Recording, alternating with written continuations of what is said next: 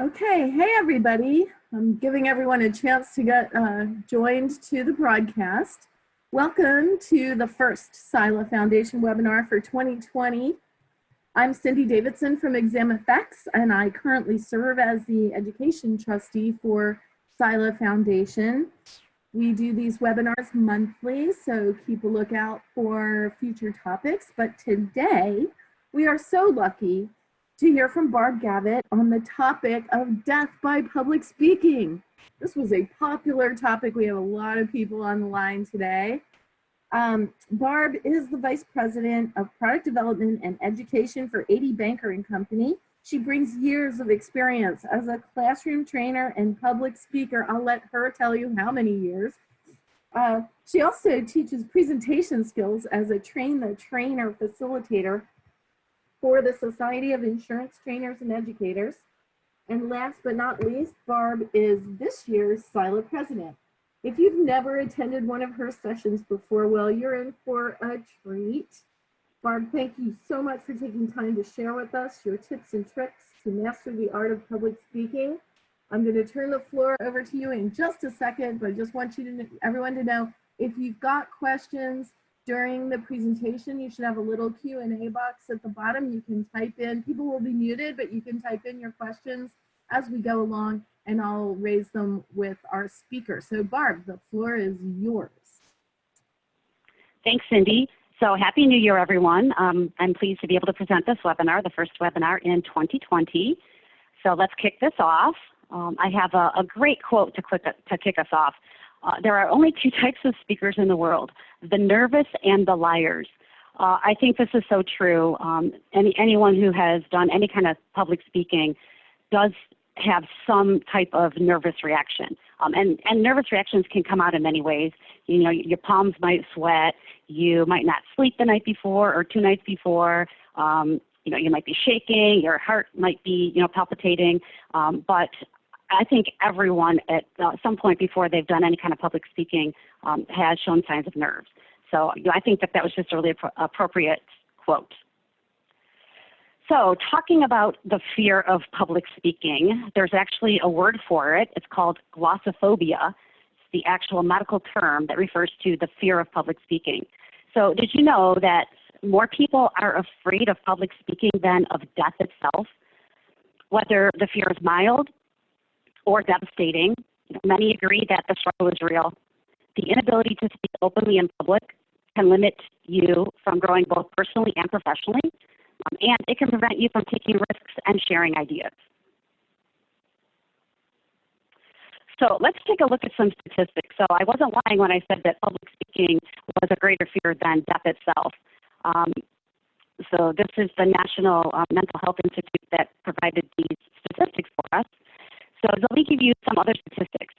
An estimated 5.3 million Americans suffer from a social phobia, with 3 out of 4 people, or 75%, suffering from speech anxiety.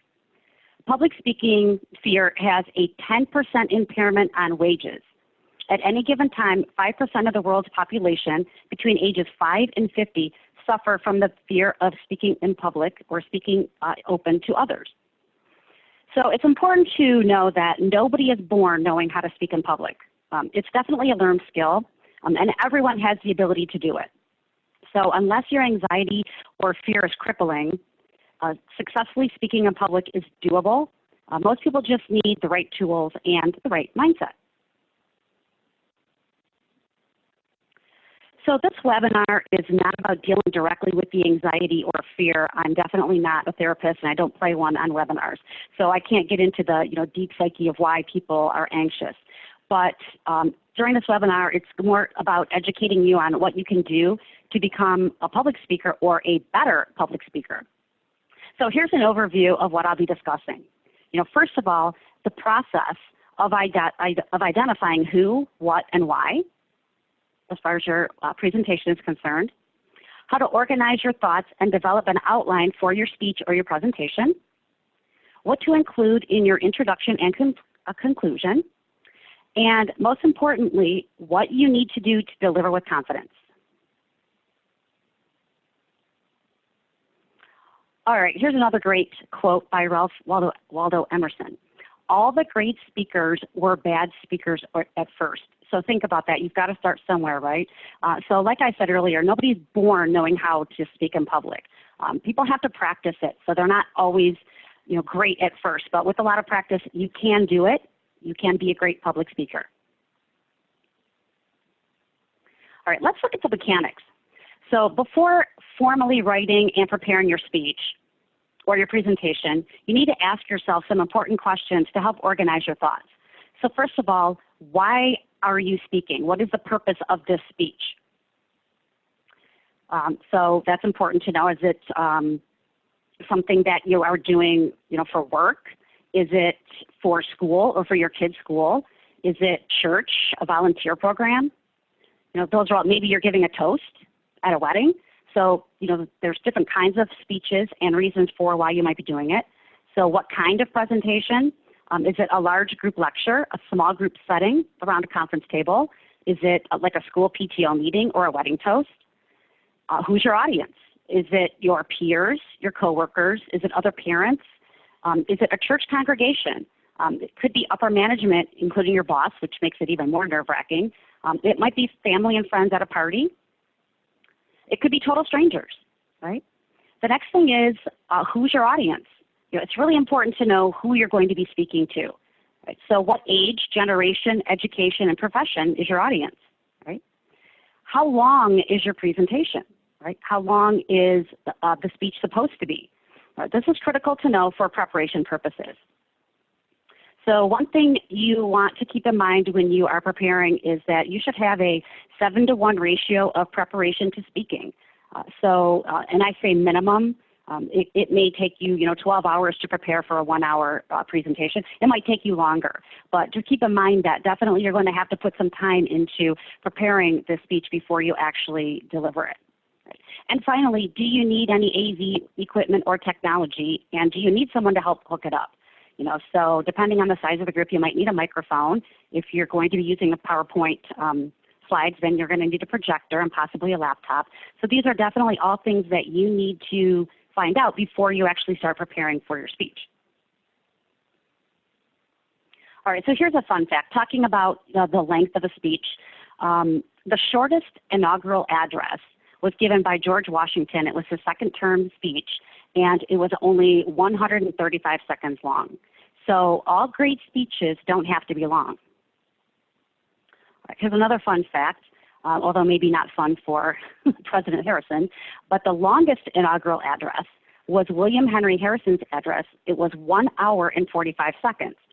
It was a howling snowstorm. He did not wear a hat or coat, and he ended up dying of pneumonia 1 month later and actually had the shortest tenure in the White House.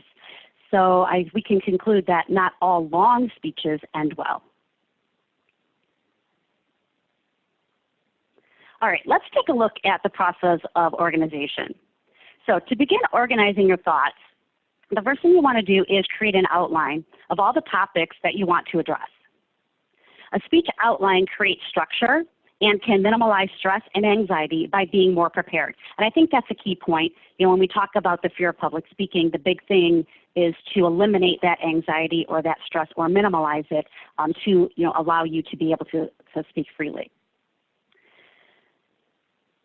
Okay, so you'll also want to include a place marker for the introduction and the opening and the conclusion or closing. Once you have the outline created, you want to add 3 to 4 bullet points to expand on each main topic. You will work in the intro and the conclusion last, so you don't need to worry about adding bullet points for that. We always know that the intro will come first and the conclusion will come last. So the body of the speech will include your main bullet points and then expanding on those. Next, you want to review the outline several times to make sure that the order of the topics makes sense. Feel free to ask friends or colleagues to review it for you just to make sure that the order that you're going to be presenting makes sense. After the outline is finalized, assign a time limit for each topic based on the overall time allotted for the presentation. So be sure to assign a time limit also for the opening and the closing as well, which can be as little as 1 minute or 5 minutes, depending on the type of speech and overall time limit. So it's important to make sure that you break down the speech into how much time you're going to have for each topic so that you don't go over the time limit. Right. Also, be prepared to be flexible with the order and the time limits, since it's likely going to need to be tweaked or rearranged. What you start with isn't most likely going to be what you end with, but you have to start somewhere. Now, I want you to think about this as we're going through the presentation process and the developing process. With a speech or any presentation, you're going to start by telling them what you're going to tell them. Then you're going to tell them, and then you're going to tell them what you told them. So that's the best way for the audience to remember everything that you talked about. So we're going to come back to that in a little while. All right, here is a sample outline of the body of the speech. Now, this outline doesn't include the intro or the conclusion, but it does show you how you can break down your outline by main points. This one happens to be how to write a speech. So it shows you main point 1, main point 2, main point 3. Obviously, depending on how long your presentation is, will determine how many main points you have. So, you want to determine that first. And then after each main point, you want to develop your subpoints. And here's where you're going to get into the specifics and the details. So this particular sample outline came from www.writeoutloud.com. And also, if you decide to visit this website, they also have a PDF that you can save, and it's a blank outline of a speech, which does include the intro and the conclusion. So it's great to have, and it's free. So if you do have to develop your own presentation, it's a nice thing to have.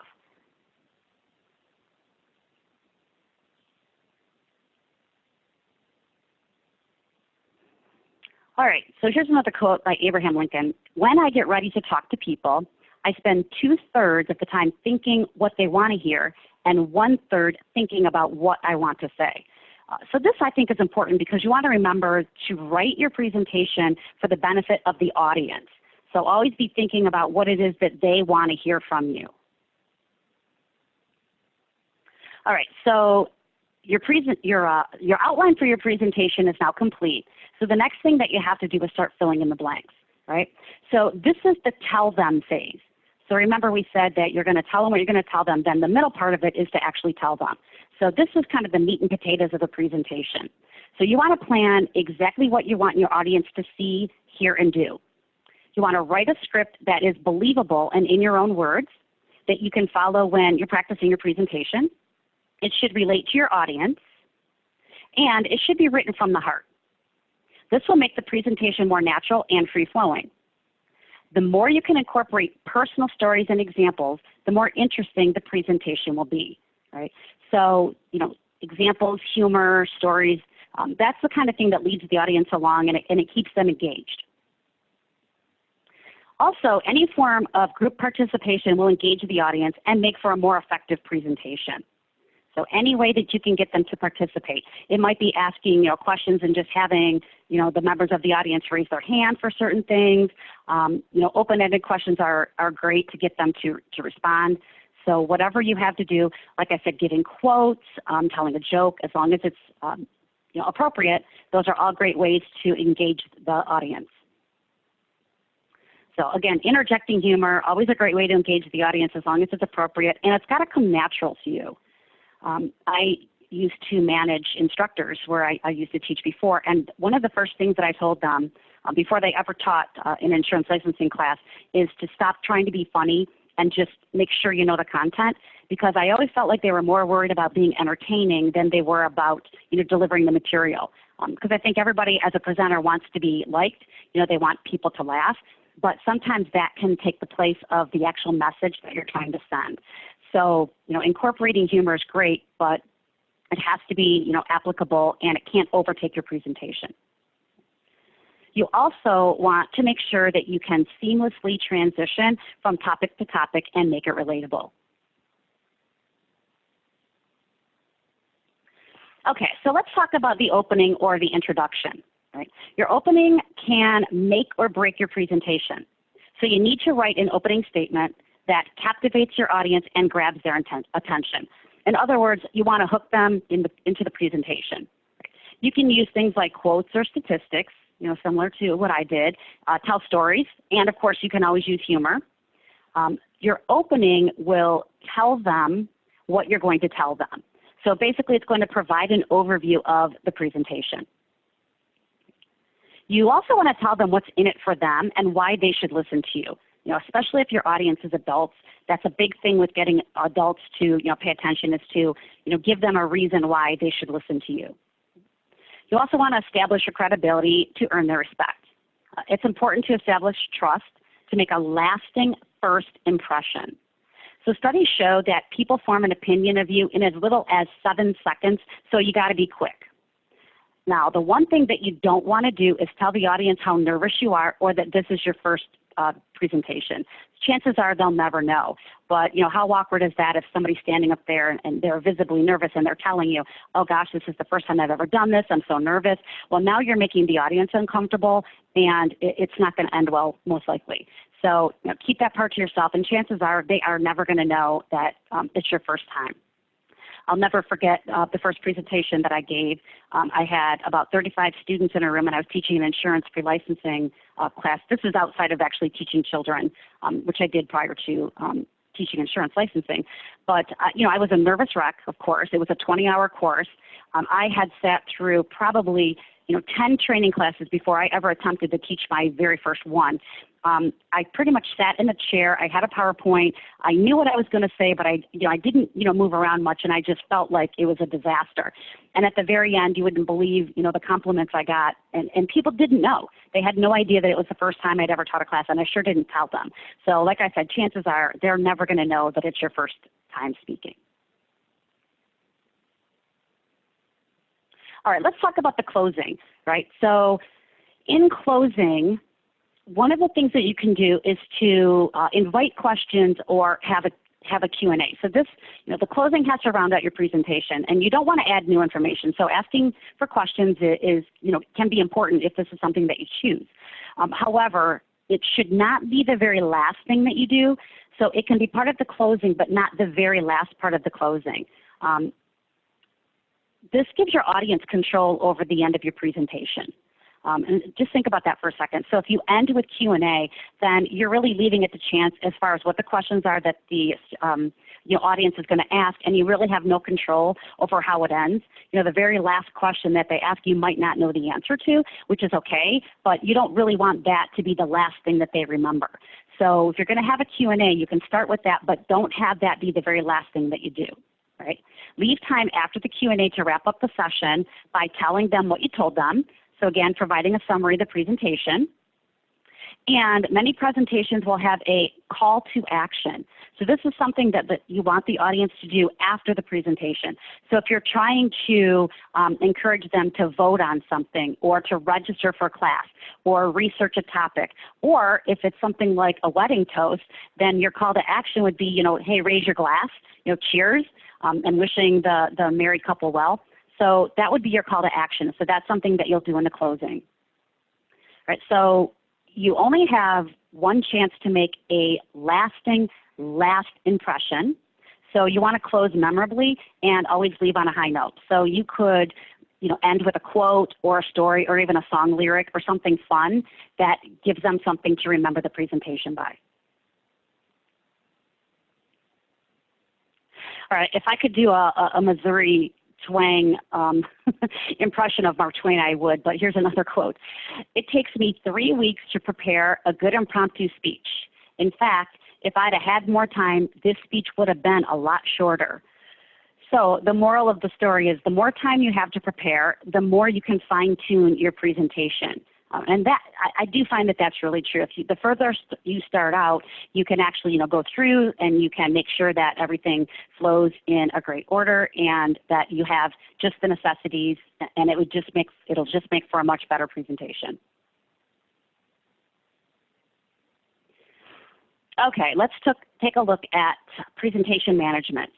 So next, you need to determine if you're going to use visual aids and props. So if you are, set them up in the room that you're going to be speaking in prior to the presentation, so you can make sure that the audience can see and read them. A good rule of thumb is to go big and bold and make sure that you use colors that are visible. So if you're going to use a dry erase board or flip charts, I would ditch the yellow. They can't see the yellow. Another little thing to keep in mind is you may have audience participants who are colorblind. So if you use a red and a green and you're trying to use two different colors to differentiate between, maybe a different list or something, they may not see the difference in those colors. So that's just another thing to keep in mind. But you always want to use maybe, blacks, browns, blues. Even red might be hard to see. One good idea that you should do is if you have a bigger room, write something on the board or a flip chart and then go and stand in the back of the room, just to make sure that you can see it, so that if somebody's sitting in the back of the room, they are able to see it. And if not, you need to, work around that to make sure. Maybe you'll have to write larger or move the props up closer. But it's a good idea to actually go through that process before the day of the presentation. If you are going to use PowerPoint, select a design template that fits your presentation and make sure that the color and the font size can be seen again from the back of the room. So make sure that the words are big enough. If you're going to use a darker template, then you need to have lighter wording. Again, stay away from yellows, light greens. If you're going to use that as a color for your font, stick with the darker colors, the blues. Again, red might not even show up. So go ahead, stand in the back of the room, make sure that they can see, the font size is big enough and that the colors can be seen. So that's another good tip. Now, when you are creating your PowerPoint slides, be careful that you don't add paragraphs to the slides. You want to keep it short and simple. So this really should just be a guideline. Your PowerPoint should really just guide the presentation, but it shouldn't be the presentation. So maybe you want to have 6 or 7 bullet points, and then you want to have, maybe 7 or so words for each bullet point. So just be careful that you aren't, putting up big paragraphs of information or, copying something that, nobody in the back of the room can read if you wanted to, take a snapshot and insert it as a picture. So the good rule of thumb is to always go to the back of the room and just see if everybody can read it. Otherwise it's not worth, putting it in the PowerPoint. Great. So again, always do a test of the slideshow in slideshow mode to make sure that the animations are correct if you have animations. Sometimes there's animations and you don't even realize it because the template that you used already had animations built in. So there is a way to turn animations off. I've taught presentations before where every single bullet is animated and it can add to the length of your presentation. So, when you're deciding how long you're going to have for each segment, take into account if you have animations, it's going to take you a lot longer to get through that presentation than if you actually have all of the bullet points up at once. So it's another important thing to see. Also, if you are using a PowerPoint, then you need to make sure that there's a laptop and a projector so that you're able to actually use the PowerPoint or other necessary equipment, and make sure that it gets set up prior to the presentation. Now, I realize that it's not always possible to do this, but give it, make sure you do everything you can to get into the room that you're giving your presentation in prior to the day of, and just make sure that everything is set up before you actually give the presentation. All this is going to take away from any anxiety or stress that you have, which again will just make it a better presentation. Also, when you're using PowerPoint, bring your own clicker so that you can move the PowerPoint slides on your own, and always make sure that you have extra batteries, right? Another thing to keep in mind is the setup of the room. So make sure that the room is set up properly. If you want the audience to face you and there are round tables, that's not going to happen if there's chairs that are sitting around and their back is to you. So this will give you time, if you do this before the actual presentation, to either ask for the room to be set up differently or take away the chairs of the audience members whose back would be to you. So that way they're all forced to face you. So that's another possibility. Otherwise, you can ask for the room to be set up theater style, which means there's no tables. So if you have control over that, or if you're giving a presentation in a work setting, definitely make that request so that everyone is able to watch you when you're giving your presentation. You're also going to probably need a microphone depending on the size of the group, and maybe a podium if you're presenting a lecture. So those are things that as a presenter, those are like automatic things that you think should be there, but whoever's setting up the room doesn't automatically know to do that. So, make a list of all of your equipment needs, your AV needs, your technology needs, and make sure that you give that to the person that is organizing the presentation so that, everything is there and it's available when your presentation is going to begin. All right, so let's move on to being mentally prepared. So for most people, being mentally prepared is half the battle, right? One, I don't like to call it a speech. So even though this is on public speaking, I always try to call it a presentation. I don't know, the word speech to me is nerve-wracking all by itself. So, I wouldn't call it a speech. I would always either call it a talk or a presentation, but I think it's less intimidating than saying the word speech. Right?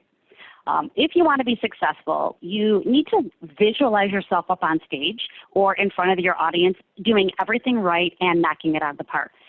Visualization is huge, and it really does work. So if you see yourself doing everything right, you visualize yourself, standing in front of everyone, speaking properly, you have your PowerPoint, you're not memorizing it, you're delivering it the way that you've practiced. You visualize all of that, then comes the day of the actual presentation, then things are going to go much smoother. If you see it and believe it, you can do it. So you've got to have a positive mental attitude. If you keep telling yourself that the presentation is going to suck, then it is going to suck. So you have to make sure that you're only using positive talk. Right? You've got to believe what you say and say what you believe. Right? So how many of you have ever sat through a boring lecture or presentation? Think of the worst presentation that you've attended and write down all of the things that you're going to do differently. So I'm going to show you a sample presentation. I'll bet most of you are going to remember this. You probably already know who this is.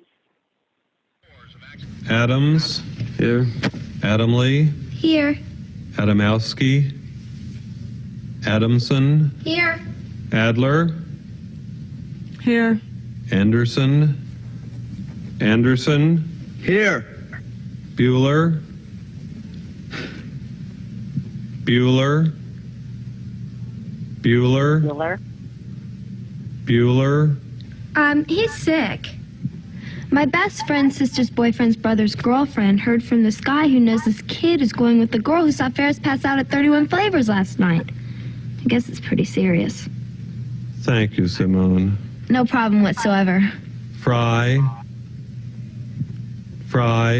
In 1930, the Republican-controlled House of Representatives, in an effort to alleviate the effects of the, anyone? The Great Depression, passed the, anyone?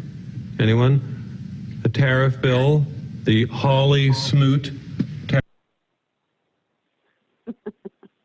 How many of you remember Ferris Bueller's Day Off?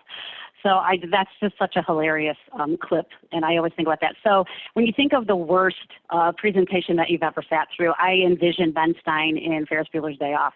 It's definitely very monotone and not very exciting, and I love to see the look on the kids' faces when he's talking. So you don't want to be that person. You do not want to be Ben Stein. So there's definitely some things that you want to work on to avoid that from happening. All right, so you can't just focus on the content that you're delivering. You also have to focus on the delivery itself. All right, your presentation skills are just as important as the actual delivery itself. Right? So the actual words that you're saying are the content, but how you present it is really super important. So let's start with the do's. All right, the things that you definitely want to do, and this is just a small sampling. This type of presentation could actually, I could talk about this for probably 2 days at a time. So, you're really getting some highlights here. So, but these are the major things. First of all, eye contact. So make sure when you're speaking that you focus on, either one person at a time and look them in the eye, or if it's a larger group, you're focusing on one section of the room at a time. Right? You don't always have to look at the same person or they might feel uncomfortable. You don't want to think that you're stalking them. You don't want to have like the sprinkler effect where you're bouncing back and forth from person to person. But if you can, look at someone and hold your gaze while you're making a point, it really makes the audience feel like you're connecting with them. Right? So choose people that are in different parts of the room. If you've got friends that are going to be attending the presentation, ask them to sit in different parts of the room, and you can, focus on where they're sitting. That way it'll give you something to think about. You've always heard when you're giving a presentation and you're nervous that you always think of, the audience in their underwear or whatever. And that's really just to make yourself more, more comfortable and less nervous, but that's not something that I've ever done. But some people, swear by that. So Just make sure that you are, looking at different parts of the room and, connecting and making that, eye contact. Your vocal expression, all right? So this is going to take practice. Practice speaking out loud to help manage things like your pitch, your volume, and your speed.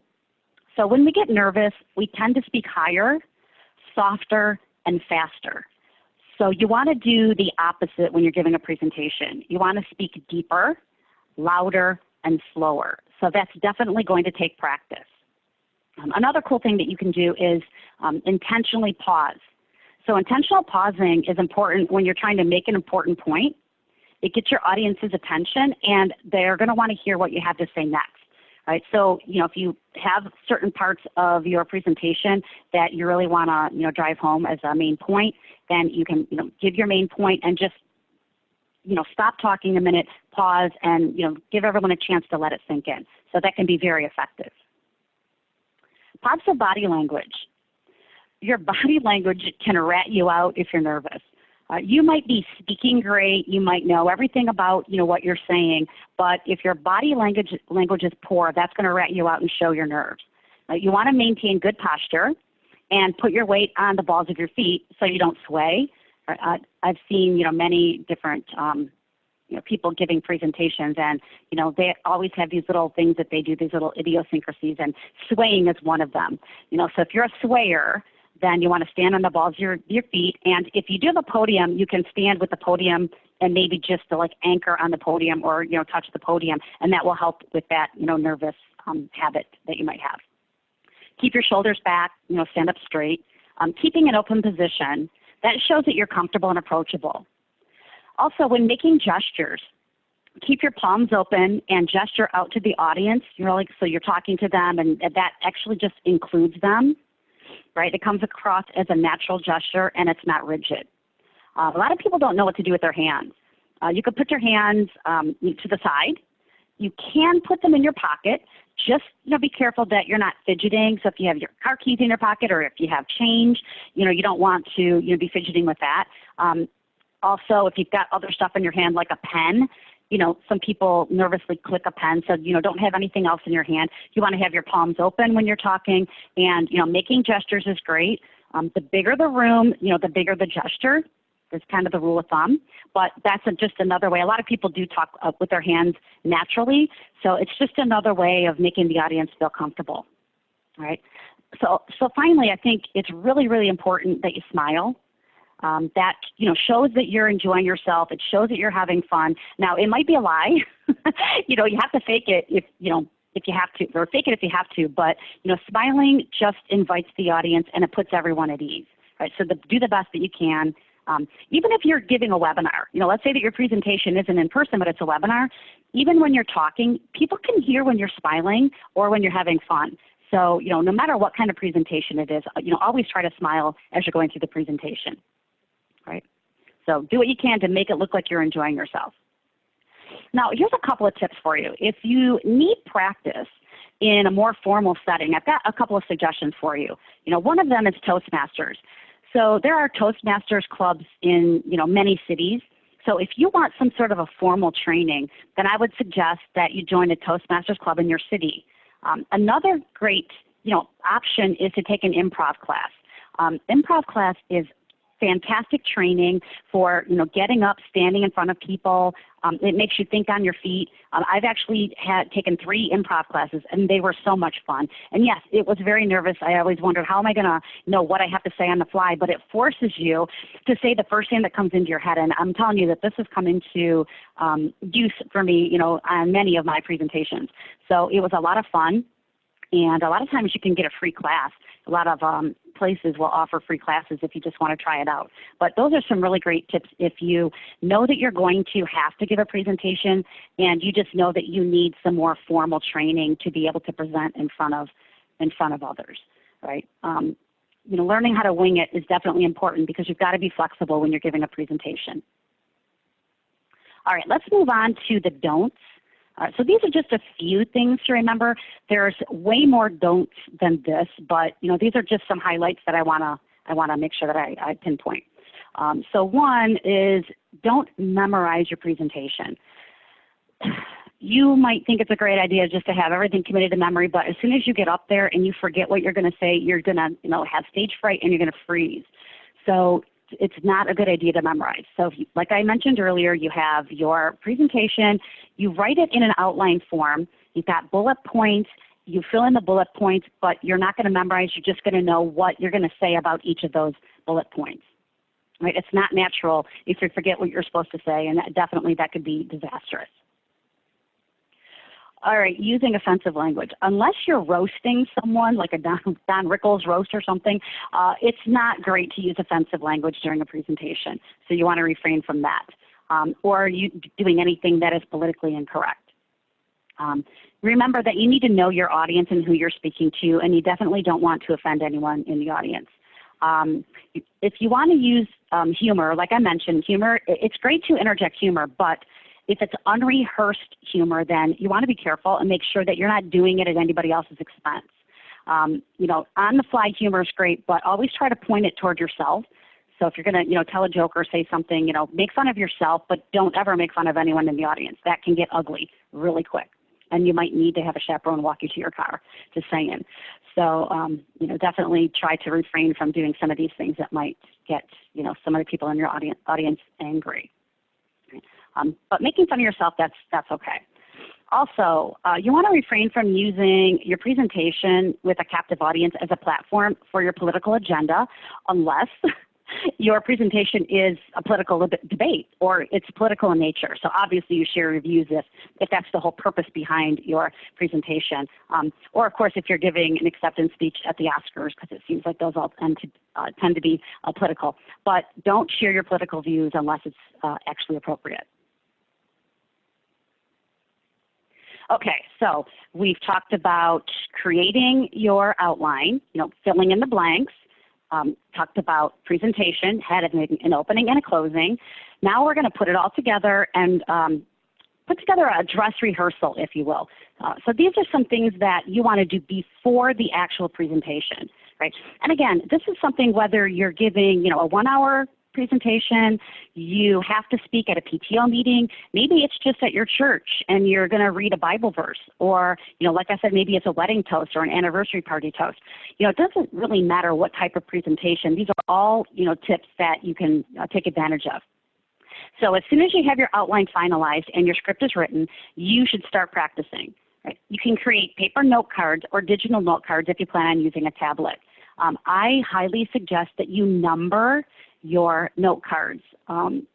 If you have a stack of note cards and let's say that you got 30 points that you want to make, and right before you get up on stage or right before you actually have to get ready to do something, you drop all of your cards and they're all over the place. It's going to take you minutes, many minutes to try to figure out the order that they were supposed to be in. So at least if you have them numbered, it won't be too devastating. Right. One of the things that I always do is when I have a presentation and I'm using PowerPoint, I will put the notes section on the bottom of my PowerPoint slide, and then I'll actually print it. So I have those are numbered also. So I have everything in order. I have what I'm going to say, and I write it as a script, like I'd mentioned earlier. So and it's how I would talk. Right, so I'm just reading through that, how I would talk. I'll highlight the main points that I want to make or the terms I want to make sure that I get. Now, chances are that I'm not saying exactly everything that's on that script, but at least if I can glance at it and I know, these are the points that I want to make, it gives me a much greater shot than if I were to try to memorize something. Right, so I've seen presentations where the presenter will actually use their phone or their iPad. Or their tablet and actually have their notes on that, which is certainly acceptable. So using notes, very acceptable, right? You don't have to have everything by memory to have a successful presentation, right? So perfectly acceptable to use these as a crutch during your presentation, but definitely you do not want to memorize, right? All right, so as I mentioned, we definitely want to have those numbered. You want to practice the presentation skills that I just went over. It's a good idea. Now, you're going to cringe when I say this, but it's a good idea if you can videotape or tape record yourself giving the presentation. I know it's very painful to watch that back, but if you really want to do a good job, Most people have a smartphone these days, so you can do a videotape of yourself, or even just recording your voice, or both. Right? Actually, both is great, because when you video record yourself, then you can actually turn the sound down and watch your presentation, and then you can look for your mannerisms, your gestures, your posture, your positive, body language, your eye contact. So by doing a video without the sound, you can actually look for those cues. And then when you do audio, you don't have, a picture, so you have to force yourself to listen to your voice. I know it's cringeworthy, but listen for your buzzwords like or like, or so right? Those are things that you can work on and try to eliminate or try to reduce. Nobody's perfect, but at least if you can identify some things that you can work on, that's only going to make you a better presenter. If possible, practice before a live audience. Maybe you have family or friends or kids or pets or stuffed animals. They're not live. But if you can, create an audience and you can actually do a dry run, that's even better, because they can give you feedback. So again, as painful as that might be, if you have the opportunity to do that, it really is a good idea to make yourself a more polished presenter. Right? And as a last case scenario, do it in front of a mirror. Just stand in front of the mirror, work on your opening, but everything, have your note cards in front of you, but you can at least that way see what you look like when you're giving your presentation. Now, also, if your presentation has a time limit, then you want to time your presentation. If you only have, a half an hour, then you want to make sure that your presentation isn't going to take you 5 minutes, but at the same time, you want to make sure that it's not going to take you an hour and a half. So you want to be in the ballpark with that. So time your presentation to make sure that you're, in the right time limit that you have. Always leave time for, audience participation or, Q&A. So make sure that you're, you're buffering the time that you have, built in to make sure that you've got enough to give your presentation, right? So just when you think that you've practiced enough, you want to practice again. Practice again, and practice some more. Practicing is just so important. So you just want, to do as much as you can before the presentation. You're just going to become more and more comfortable, speaking in front of the mirror, in front of yourself, in front of your, coworkers or your friends, before you actually have to speak in front of, a real live audience, right? And finally, before the day of the presentation, select what you're going to wear, try it on, make sure it fits, make sure that you're presentable. Right? If you're not comfortable with how you look, then chances are you're not going to be comfortable with the presentation itself. So again, anything that you can do, to make yourself more comfortable during this presentation is only going to help you, be successful at being a great public speaker. Right? So all of this practice is really, for a reason. All right, so this is funny. For my presentation today, I'll be reading the PowerPoint slides word for word. No, you won't. So definitely, that is not the best way to give a presentation. So next, we're going to talk about how you will deliver with confidence. Right? So everything that we've talked about kind of leads up to, the final day. Right? So delivering with confidence. Arrive early if it's a presentation that you're giving to a formal audience. Make sure that you can check on your technology, if you have PowerPoint or your flip charts, make sure that the room is set up, all the things that I mentioned before. Again, get there early just to make sure that, nothing has changed since the last time you were there. If you've got any printed materials, make sure that, if those are shipped, all that stuff has arrived, any kind of props, anything that you need, make sure that you give yourself enough time to check on all that to make sure that that's there and it's all in working order. Always have a plan if something goes wrong. And I don't want to scare anybody, but, something's probably going to go wrong. Hopefully it'll be something minor, but, always just be prepared and always, give yourself the what if, right? So what if I have a PowerPoint and, the PowerPoint bulb, burns out? And I'm telling you that does happen. Well, if you've got copies of your PowerPoint, then you don't need the PowerPoint projector. Everybody's got a copy. You can use the copies of the PowerPoint. So just, have a plan if something goes wrong and you know what to do, so that you're not just out there winging it, because again, that's just going to make you more nervous and it's going to be harder for you to present, with confidence. Carry through with your visualization. So, I've said it before, visualization and being mentally prepared is so important. So, if you've already, visualized yourself being successful, just carry that through on the actual day of the presentation, right? Even, right before you begin, just think of yourself and put yourself in the position each step of the way and, look at yourself being successful during this presentation. Like I said, everybody's nervous. It's just natural to be nervous, but you can turn that nervousness into excitement. You've been working so hard at putting this presentation together. As long as you're prepared, it's going to go great, and you should be excited to actually, put your plan into motion. Use your note cards or a teleprompter. If you're lucky enough to have a teleprompter, that's great. Then you don't have to worry about, your note cards. But I will warn you that if there is a teleprompter, you want to try that out before you actually, get up on stage to make sure that you can, see the teleprompter and to make sure that you can actually read it. Right? Sometimes the font is small, and if you're squinting or struggling to read it, then you might as well not have it. So, turn it on, do a dry run, and move up the teleprompter if you need to, or change the font size. But just do a dry run just to make sure that everything, is, working in the order that you want it to work. Again, pausing intentionally for emphasis. So again, this is a very effective way to deliver a presentation. When you have, main points that you want to give, stop, let the audience sink in. It's going to, force them to, be anticipating what you're going to say next. Again, just a reminder, focus on, either one audience member at a time or one section at a time so that you're using, eye contact. Remember that today, the day of your presentation, you are the expert. So repeat your mantra. And if you don't have a mantra, just say, I've got this, or I can do this, or I'm going to kill this, or, whatever it is, just know that you're going to be successful. I'm calm, I'm excited, I'm ready for this, let's do this, whatever it is, just keep saying it over and over in your head and pump yourself up. And finally, if you've done everything that you need to do and you've put all your practice time in, then you will be confident, right? You've practiced for this moment, so you're ready to go deliver your presentation with confidence.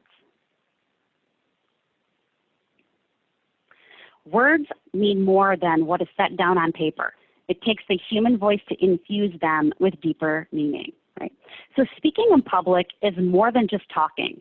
It's a dynamic and interactive way of communicating, right? So you're not just talking, right? When you're speaking, you're actually communicating interactively. So that's why it's so important to practice.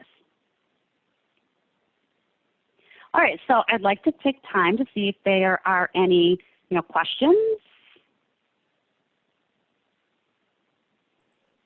So Barb, this is Cindy. Only one question through while we were going, and that was whether you would be willing to make the slide deck available.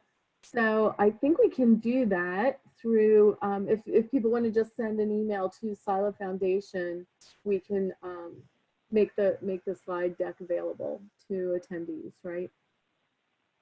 Yep, I'm happy to do that. And as a bonus, all of my presenter notes are in that slide deck. So you'll not just get the PowerPoint, but you'll get pretty much everything else that I've been saying. So I'm happy to do that. And we have another question. Do you have any vocal exercises to recommend for making your voice not croak? Say that again. Do I have exercises for what? Like a voice exercise, vocal exercise. Oh, voice. Voice not croak, like beforehand. Well, I don't have any, but definitely if this is something that, somebody has an issue with as far as their voice inflection, there are, Googling the internet, I'm sure you'll find, or YouTube actually, I'm sure you can find some specific exercises, or, worst case scenario, if this is a really important speech, then you can always get a voice coach. Right. Okay, cool. And one last question. Could you repeat the website you mentioned earlier in the program? I sure will. It's actually at the end of the presentation. So I will show you as we get to that last slide. All right. Wait, a couple more came in. Getting a lot of great presentations. So we had a lot of people online today, and thanks everybody for hanging in there. Here's a Hold on, I'm not ready yet, though. I know. There's one more. Oh, okay. When speaking and you realize you're saying a lot, what is the best way to correct yourself? Practice. It really is. Here, now you just got me saying No, practicing is the best way. Recording yourself, videoing yourself, and then just trying to do it without using the word is the best way for you to get over that. Not necessarily finding another word that you'll use in place, but maybe some of the time you use a different word, and then you can, work on either eliminating it. So many people say that we don't even realize that we say it, but yeah, that's probably the best way. Just practicing and listening to yourself. That's where it's great to listen to yourself without the video, so you can hear what all those, or, have a family member. My husband's always great at telling me what my words are whenever he's listened to my presentations. He's like, you say a lot. And I said, oh, thanks. Thanks for pointing that out. But it is really helpful. So, okay, so we have a couple suggestions for voice issues. You can warm up with the usual singing vocal exercises, so you can practice backstage, I guess, singing. And then we have a suggestion from Kim on Toastmasters suggests to keep mints on hand to help with dry mouth if you have a dry mouth problem before speaking. Great. Yep. Those are great suggestions. And then there's a question, is it okay to have a gap in your presentation, such as a silent moment? I think you already brought that up, of pausing. As long as they're not awkward pauses. Right. That's the only thing. If you're going to have too long of a gap, then it starts to look like you forgot what you were going to say. Exactly. I'd say, 10 seconds. 10 seconds is a really long time. So 5-10 seconds is probably as long as I would want to go with a gap. Okay, great. And I'm your time check, so we still have about 8 minutes left, and I know you still had a couple of mentions. Just a couple more. Yeah. All right. Yeah. So in closing, just to recap everything that we talked about, some important tips to remember to become a better speaker. Create an outline of your presentation. Remember, fill in the gaps with your transitions, your details in your transitions. Write a dynamic opening and closing. Remember, you got to get them. Determine if you're going to use visual aids and if you're going to need technology. Confirm your room setup and, of course, your technology and AV setup. Mental visualization. Have a dress rehearsal, and that will allow you to deliver in confidence. So I'm going to leave you with a quote. I think it's appropriate this week. We have a quote from Martin Luther King Jr. Our lives begin to end the day we become silent about things that matter. So in the end, if you have something to say, you need to stand up and say it without the fear of speaking in public. So follow the steps of this webinar and go speak with confidence. Well, I sure wish that we could unmute everyone so we could have a giant round of applause. We've been getting really nice comments through the chat, and everyone, I think, really enjoyed it. I really enjoyed it. Thank you so much for joining us for this, our first SILA Foundation Education Webinar 2020. Stay tuned for announcements of our future webinar topics, and we'll look forward to welcoming you again next time. And thanks again, Barb, for being with us today. I think we all learned a lot. Thanks, Cindy. Hey, here's a slide that shows the other, the website I gave. It's www.write-out-loud.com. Perfect. Yep. And then I do have Toastmasters International, Society of Insurance Trainers and Educators, if somebody's going to be training, in the insurance industry, or AD Banker also does train the trainers. There we go. All right. Thank you, everyone. Thanks, guys. Signing off. Bye.